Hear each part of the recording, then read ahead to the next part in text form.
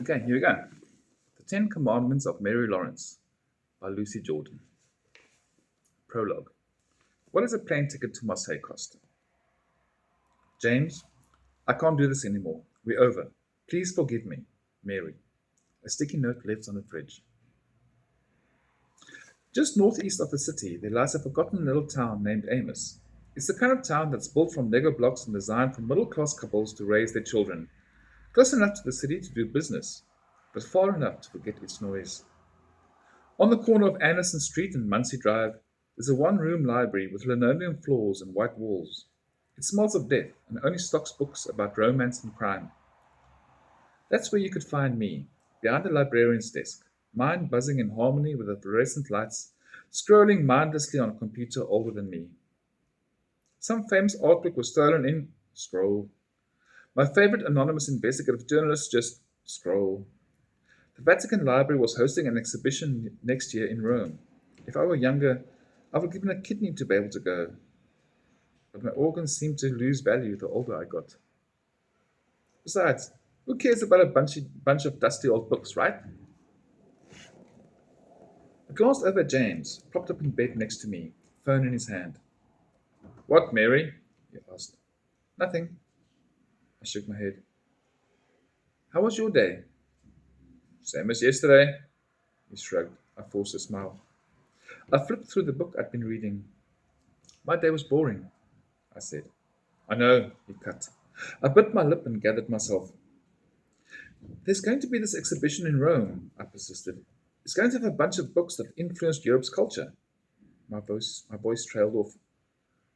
They've got some really interesting books. I'm sure, he said. Good night.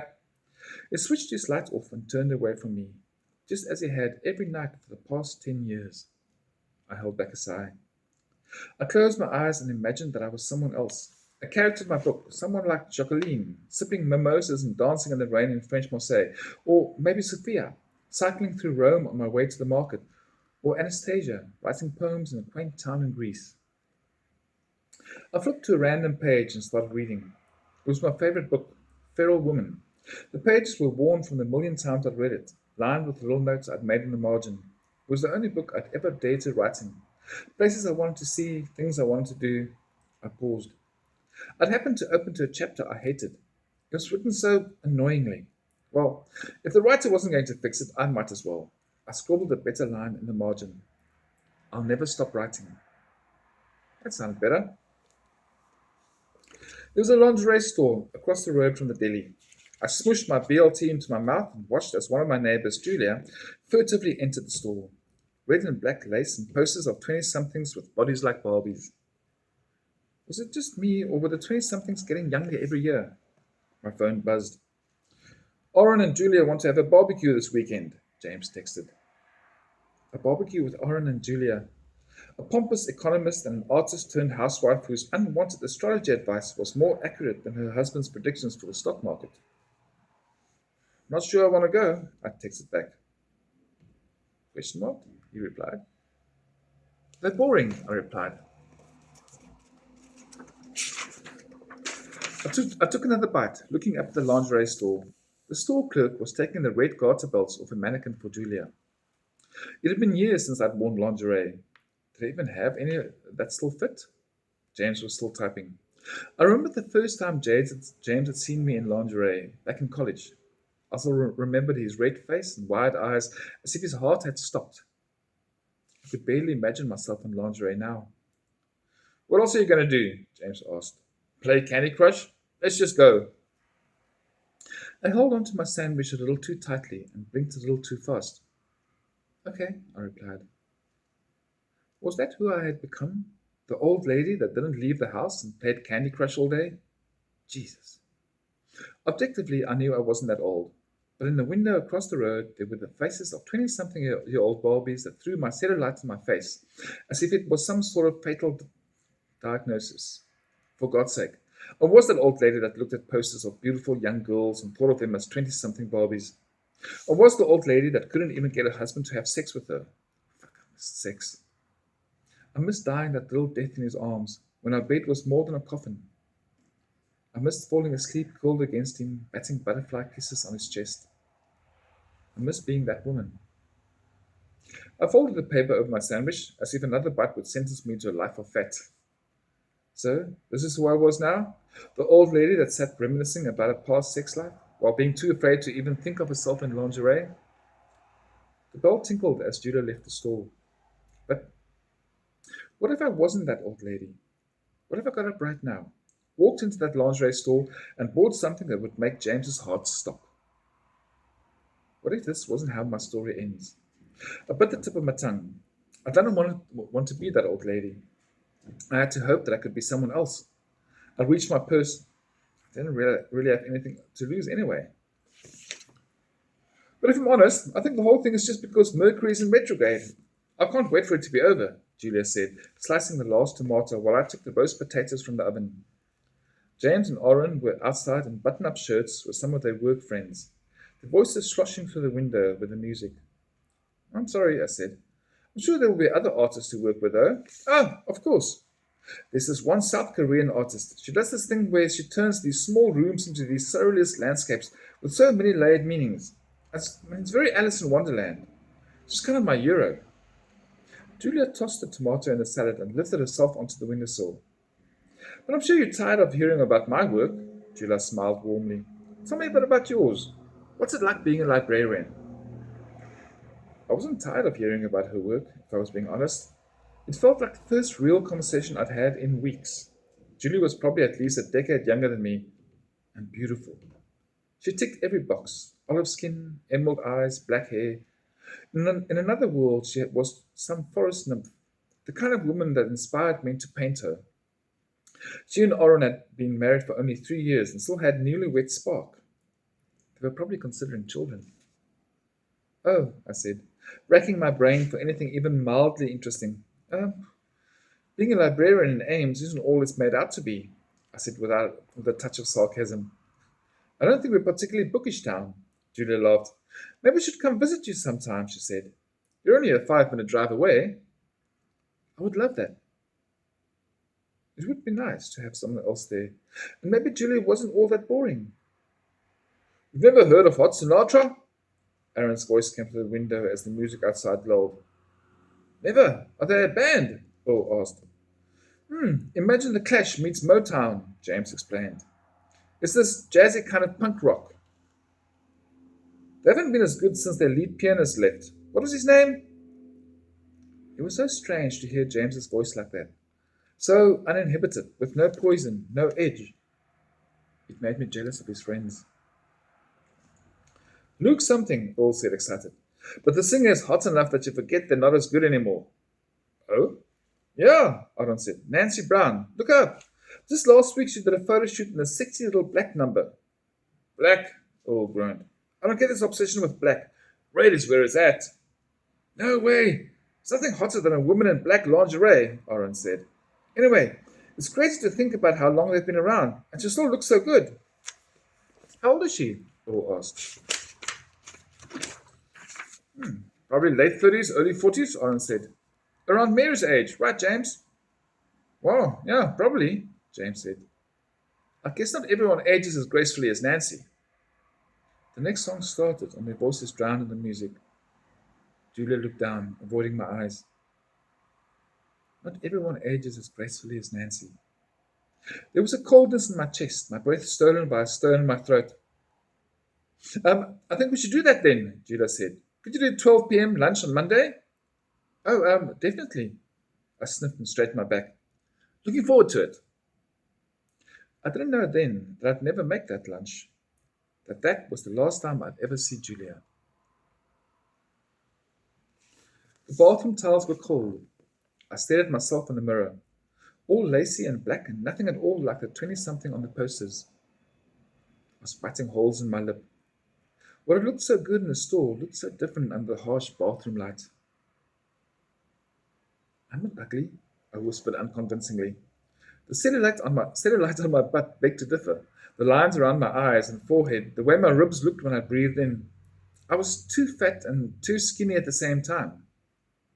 I did everything right. I watched what I ate, I exercised, but I turned to look at my profile. That kangaroo pouch would never go away. I ruffled my hair as if messier hair would suddenly turn me into someone young and hot. I'd done a smoky eye and red lipstick, and that felt like it was too much. Would he see me as one of those old ladies that wore too much makeup in the wrong shades? When did my mouse hair when did my mousy hair turn ratty? When did my amber eyes turn muddy? When did my milky skin gone sour? I picked up my wine glass from beside the sink and took a gulp. I flicked my button, watched the way it moved. I wasn't exactly an Instagram model. I felt gross and old. But that wasn't even it. My age didn't even excuse my body. I wasn't exactly Nancy Brown. I wasn't someone that my husband wanted. I felt tears coming from the back of my throat and my legs grow weak. I sat on a cold toilet lid, tilting my head back, trying not to ruin the makeup I'd spent so long on. When did this happen? I sniffed. No, I couldn't cry. Come on, I told myself quietly. I could do this. I could find the strength. He was my husband. We'd been married for 17 years. He loved me. I knew that. I knew that he loved me. But what if love and lust aren't linked? What if all the parts of me that used to make him want me made him pity me now? Or worse, what if they disgusted him? No, he loved me, and I loved him. And this life, this lying alone with him beside me, never talking, never touching, that wasn't enough for me. We hadn't always been like that. There had been a different time when there hadn't been a weekend he didn't look at me with want, when I could lose myself in his kiss, and he sparked a current in me that made us moan into the night. But that was a different time. I took my hand off my stomach. If I wanted to get him back, I had to do this. This was the last thing I could think of. I bit my lip, gathering myself one last time. Just one more time. I stood, shaking out my nerves. I reached for the door, last second nerves making me switch off the bathroom light, hoping the shadows would hide the bits of me that I hated. I opened the door. He was propped up in bed, reading something on his phone. He didn't see me. Every part of me felt awkwardly present. Arms, legs, hands. Being sexy used to be so easy. Now all my limbs felt heavy and out of place. Hey, I said softly, in what I hoped to God was a seductive tone. He looked up at me, his eyebrows raised. What's this? He asked. A little surprise, I said, stepping forward, my legs wobbling beneath me.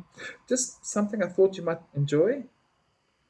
I felt weak with nerves, every bit of me longing for a word of approval, for a look of lust, for anything but those empty, critical eyes. He set his phone aside, but didn't move. I put a knee on the bed and attempted a sexy crawl up to him, straddling him over the duvet. He had aged too, but it was different. His glasses, the stubble of a beard, the lines on his face, they made him look better. I ran my finger across his cheek, feeling his roughness, and looked at him, really looked at him for the first time in years. His grey eyes, his stubbornly perfect hair. I let out a breath. I still loved him. This man, the man that helped me through the darkest nights of my life, this man that knew me better than anyone, this man that used to map my body with his tongue. I felt heat press from my pelvis. I still had my fire. I smiled, my tongue to my teeth, and pulled him in, pressing our lips together, kissing him, savoring him, his lips, his beard, his face, but he was barely kissing me back. His hands lay still at his sides. Didn't he want me? I pulled away. Were we over?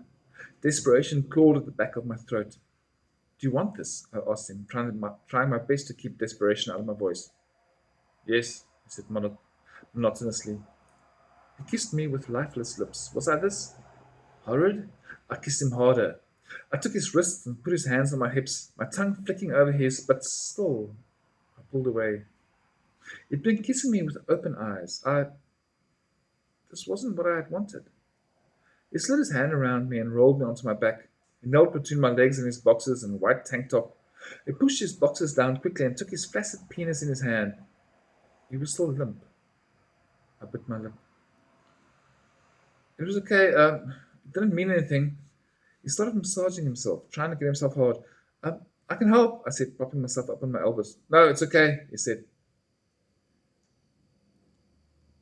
He wasn't even looking at me. He couldn't even look at me while trying to get hard. Me, his old, ugly, fat wife. Looking at me would just turn him off, make him gag. We'll be over?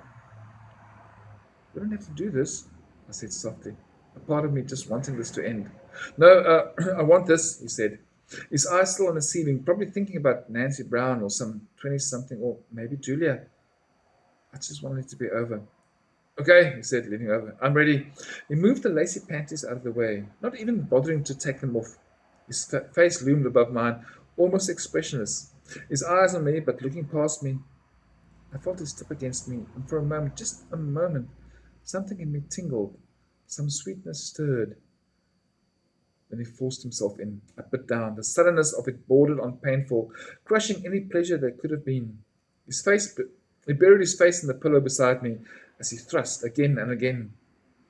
There was no love in it. There was no lust. He was a machine and I was a doll.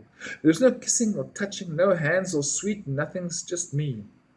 A tool. I held my hands against his chest, trying to contain my discomfort, tilting my face away, biting back tears. It was horrible. He felt nothing for me. He couldn't. I was just a... He groaned softly and I felt his release. He pushed himself upright, looking at me like an embarrassed child. He rolled off to his side of the bed. He pulled the duvet over him and picked his phone up, continuing his scrolling as if nothing had happened. And I was alone again. Used up. I felt broken. Tears welled in my eyes. No, he couldn't see me like this. No. I'm going to clean up, I whispered, the words catching in my throat. I ran to the bathroom and slammed the door just like I had on that night 10 years ago. I sunk to the floor, my back against the door, just like it had been 10 years ago.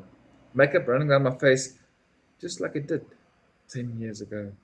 As I tried my fucking best not to make a sound, just like I did 10 years ago.